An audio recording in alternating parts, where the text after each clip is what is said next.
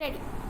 तो हमने देखा है कि यहाँ प्रायश्चित के लिए पंडित परमसुख को बुलाने की बात कही जाती है और लोगों में ये लगता है कि भाई रामू की बहू ने बिल्ली की हत्या ब्रह्म मुहूर्त में कर दी और बहुत ही घोर पाप हुआ ये। और इसी बात को लेकर के जो है रामू की माँ पंडित परमसुख जी को बुलाने के लिए भेजती है ये।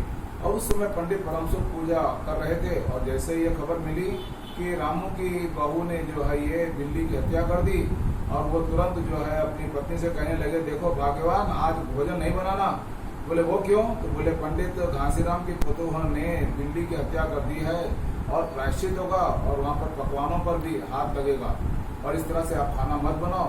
और पंडित जी जो है ये अपनी पोती संभाले और संभाल करके सीधा वहाँ पर जो है ये राम के घर पहुंचे और वहाँ पर जाकर के जैसे वहाँ पहुंचे वहाँ देखा तो सब लोग अपनी जगह शांत बैठे हुए। और जब यहाँ पर उन्होंने देखा कि भाई वहाँ पर पंचायत बैठी और पंचायत में यहाँ पर रामू की माँ, रामू की पत्नी और रामू की बहू, मतलब जिसको कहते हैं हम लोग, और कृष्णू की दादी, छन्नू की माँ, सब लोग यहाँ बैठे हुए। कृष्णू की दादी भी है, छन्नू की दादी भी है, सब जितने भी गाँव की जो स्त्रियाँ आई है, कई लोग आकर के इकट्ठा हो गई और पंचायत बैठी वहाँ पर। और कृष्णू की दादी ने पूछा, बोले पंडित जी देखिए इस तरह का घोर पाप हो गया, ये बेचारी लड़की जो है ना समझ है ये, और इसके हाथ से सुबह जो है ब्रह्म मुहूर्त के समय ऐसा होगा। तो बोले ये तो बड़ी गंभीर समस्या है, बहुत बड़ा पाप होगा ये। बिल्ली की हत्या के लिए हमारे शास्त्रों में जो है ये कई तरह के विधान बताए गए, परंतु बिल्ली की हत्या के लिए बहुत ही घोर पाप भोगना पड़ेगा। पंडित जी के माथे पर बल पड़ गए। रामू की माँ परेशान। घर से देखिए तो वहाँ पर रामू की बहू जो है वो बेचारी अकेली सर झुकाए खड़ी हुई है वहाँ पर कोने में। सब स्त्रियाँ रामू की बहू के प्रति सहानुभूति जगाती है और रामू की बहू परेशान है यहाँ पर। आखिर में रामू की माँ चिंता पड़ गई। बोले पंडित जी क्या है इसके लिए प्रायश्चित के लिए विधान क्या है? पंडित जी को लगा कि भाई चलो इससे अच्छा मौका और कोई भी हाथ नहीं लगेगा। और उन्होंने देखा कि भाई अब ये प्रायश्चित तो करना है और उनको करवाना ही उनको, और वो करवाएंगे, प्रायश्चित करा भी कर रहेंगे नहीं। और इस तरह से पंडित जी ने जो है ये थोड़ा सा गंभीर मुद्रा में होकर के बताने का प्रयास कर रहे थे, परंतु वो जो अपनी पोती पर हाथ फिरा रहे थे, हाथ फिराते जा रहे थे, रोकते जा रहे थे, समझ में नहीं आया जैसा उनको बता रहे थे। तो आखिर में रामू की माँ ने गंभीर होकर कहा कि बोले पंडित जी क्या है, कुछ बताइए ना पंडित जी। तो वहाँ से पंडित जी कहने लगे, बोले देखो इस तरह से कहने से नहीं होता, ये उसका समय भी बताना पड़ता है कि कौन से समय पर क्या हत्या हुई, कैसे हुई, किस तरह से हुई। तो जब जाकर के उन्होंने बताया कि पंडित जी जो है सुबह जो है 7:10 पर ऐसा हुआ, ये घटना घटी है ये। और पंडित जी ने देखा पर जस्ट अपने पोती पर हाथ ले गए और पोती पर जाकर किताब पर हाथ ले गए, अपने पंचांग में जाकर के देखने लगे, पन्ने पर जाने लगे। और उनके चेहरे की जो मुद्रा जो थी, चेहरे के जो हाव भाव थे, इस तरह से गंभीर होते चले गए कि पंडित जी ने कहने लगे कि बोले अरे रे रे रे रे रे रे हरे राम हरे कृष्णा ये तो बड़ा घोर पाप हो गया। तो बोले पंडित जी क्या हुआ? तो बोले सुबह जो है ब्रह्म मुहूर्त में बिल्ली की हत्या कर दी और इसके लिए तो बहुत ही बड़ा पाप भोगना पड़ेगा। तो बोले वो क्या है पंडित जी? तो कुंभी नरक की सजा भोगनी पड़ेगी। हम की माँ परेशान। बोले पंडित जी ऐसा कैसा होगा पंडित जी, ये तो लड़की है, नादान है, इसके हाथ से ऐसा हो गया पंडित जी। तो बोले इसके लिए जैसा प्रायश्चित होगा उसके लिए वैसा खर्च भी करना पड़ेगा।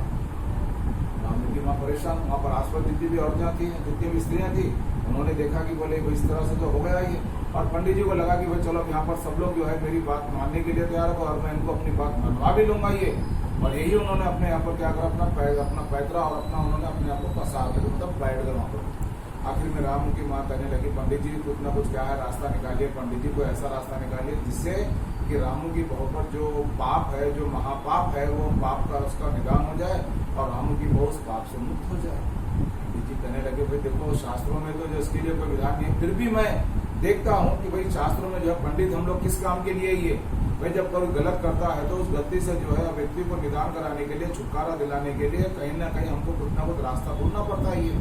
और पंडित परमसुख जी ने अपने माथे पर बल पड़ते हुए बनाते हुए कहा कि बोले भाई इसके लिए जो है ये बहुत ही घोर पाप है, इसके लिए बहुत बड़ा प्रायश्चित करना पड़ेगा और उसके लिए बहुत कुछ खर्च भी करना पड़ेगा। तो वहाँ पर आसपास जितनी स्त्रियाँ थी उन्होंने कहने लगे देखो रामू की माँ पैसों की चिंता मत करो, तुम्हारी बहू पर इतना बड़ा महापाप जो है आ गया, ये बहू को जो है ये कुंभी पाप का दंड सहना पड़ेगा। रामू की माँ परेशान। बोले ये क्या कर दिया है रामू की बहू, तूने इस तरह से तूने करके बहुत गलत काम किया है। रामू की बहू बेचारी शर्म से जो है अपने आप को एक तरह से मानो दोषित ठहराती है, मानती है बेचारी, अपने आप को सर झुका कर देती है।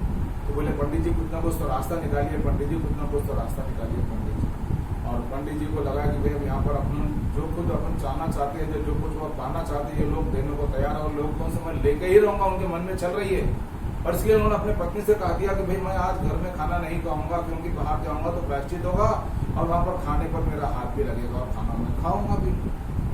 और जब धीरे धीरे पंडित जी वहां पर अपने प्रायश्चित के लिए जो विधान बताने लगे और रामू की माँ भी सुनने लगी, आसपास जो स्त्रियां बैठी हुई थी जो सब लोग सुनने लगी।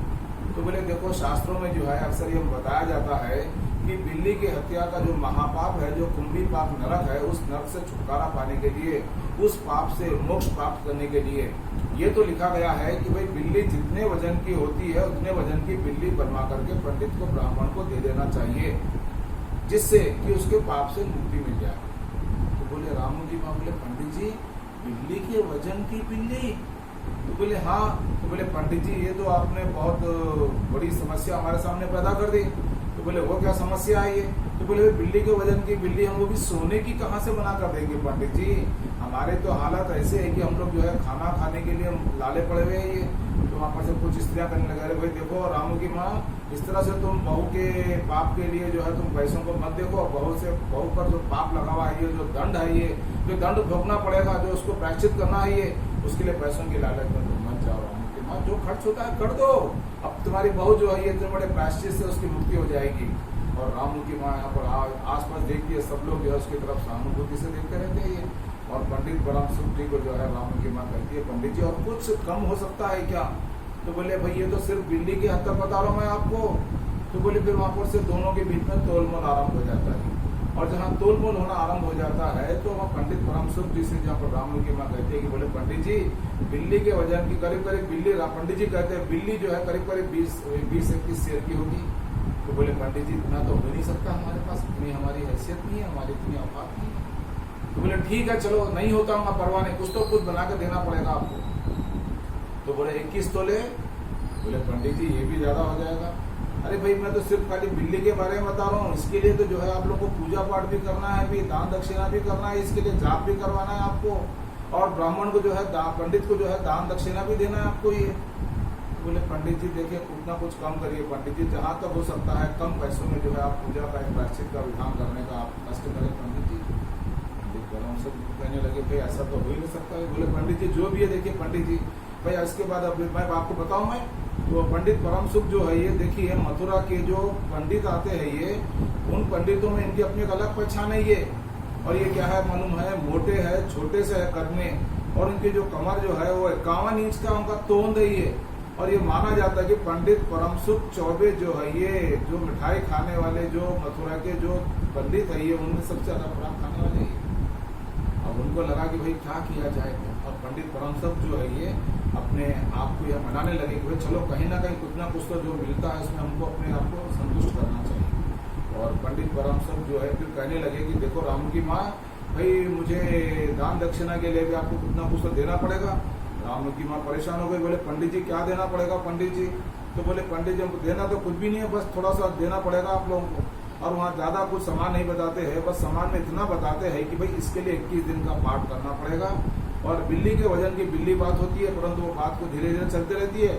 और यहाँ पूजा का सामान भी मंगाना पड़ेगा, और पूजा के सामान के लिए पंडित परम सुख ज्यादा सामान नहीं लिखाते। देखिए क्या सामान लिखा रहे, देखिए आप, ज्यादा नहीं, 10 मन गेहूं, 1 मन चावल, 1 मन दाल, और 1 मन तेल, और 5 मन घी, और 5 मन चना, और उसके साथ में पसेरी घी और मन भर नमक लगेगा, बता रही है। और ये तो होगा पूजा का सामान। इसके लिए फिर क्या होगा, 21 दिन का पाठ होगा, 21 दिन ब्राह्मणों को जो है ये दान दक्षिणा देना पड़ेगा। बोले पंडित जी इस तरह से अगर यदि आप कहते हो तो खर्च तो बहुत ज्यादा बढ़ जाएगा पंडित जी, ये तो खर्च करने की हमारी हैसियत नहीं है पंडित जी। और आप देखिए पंडित जी इसमें कुछ कम हो सकता है तो करिए पंडित जी। तो बोले रामू की माँ कराना है कराओ, नहीं कराना है मुझे यहाँ पर जबरदस्ती आसन लगाकर बैठने का मेरा मन नहीं करता ये इस तरह के जो तोल मोल करते ही। और वो अपनी पोथी लेकर के चलने की जैसे एक्टिंग करते चलने के तैयार होते, और आसपास लोग नहीं पंडित जी ऐसा नाराज होकर मत जाइए पंडित जी, अगर आप चले जाएंगे तो रामू की बहू पर जो पाप लगा हुआ है उसका निवारण कैसे होगा। तो फिर पंडित जी को क्या करते, सब लोग समझा बुझा कर बिठा देते। अब उनको लगता है कि अब यहाँ से किसी तरह से मेरा जो मकसद है, मेरा जो काम है वो पूरा हो गया। और इस तरह से पंडित परम सुख वहां बैठ जाते ही, और उधर हम देखते हैं कि यहाँ पर पंडित परम सुख तो वहाँ पर अपने आसन लगाकर बैठ गए और वहाँ पर से बात करते हैं कि भाई यहाँ पर 20 तोले 21 तोले की बात आ रही, और वो धीरे धीरे धीरे जो बिल्ली है ये वो दान में जो देने की है वो 11 तोले बिल्ली देने की बात तय हो जाती है। और फिर कहते हैं कि देखो रामू की माँ, अब जो 21 ब्राह्मणों का जो भोजन है वो तुम्हारे घर पर नहीं, 21 ब्राह्मणों के लिए जो भोजन होगा, दान दक्षिणा होगा, वो तुम मुझे ही दे दो, और मैं अकेला ही जो है 21 ब्राह्मणों का जो भोजन है, जो उनका पुण्य है, वो मैं आपको दे दूंगा।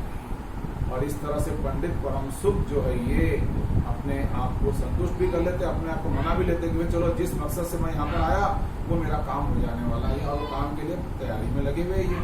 और इस तरह से हम देखते हैं कि पंडित परम सुख जो है ये भाई व्यक्तियों के जो बेचारे जो नासमझ है या जो समझ के भी जो नासमझ होते हैं, जो रूढ़ी परंपराओं से जुड़े हुए हैं, ये उनकी भावनाओं के साथ किस तरह से ये खिलवाड़ कर रही है, और लोग भी जो है उनकी बातों में कैसे आकर के किस तरह से अपना नुकसान करने की कोशिश भी कर लेते हैं।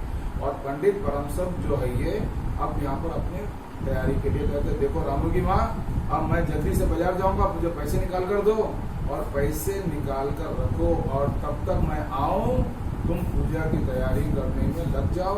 और रामू की माँ बेचारी मजबूर हो गई और वो बस हो गई, और उसने ये देखा है कि भाई अब तो और कोई चारा नहीं है, भाई पैसा जाता होगा चले जाने दीजिए, परंतु बहू पर जो कलंक लगा हुआ है, बहू पर जो पाप का जो दंड भोगना है, उस दंड को भोगने से अच्छा है कि पैसा खर्च करके बहू को जो है पाप कुंभी पाप नरक से निकाला जाएगा। अच्छा, और इस तरह से रामू की माँ ना चाहते हुए भी वहां पर पंडित परम सुख की बात को मानने के लिए मजबूर हो जाती है ये, और वो कहते कि बोले पैसे निकालो, और सब लोग जो है एक टक पंडित जी को देखते रहते हैं, और पंडित जी के चेहरे पर एक तरह से खुशी आ जाती है कि भाई चलो आज कोई अच्छी जगह पर हाथ मारने का मौका मिला।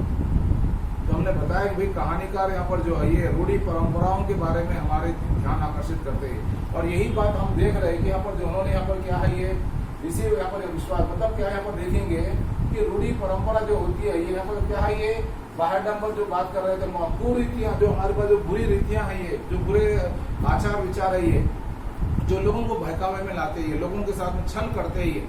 और इस तरह से पंडित परम सुख के माध्यम से कहानीकार ने यह बताने का प्रयास किया है कि ऐसे कई लोग होते हैं ये जो बाहरडंबर करते हैं, लोगों को छल करते हैं, दिखावा करते हैं, उनका शोषण करते हैं ये।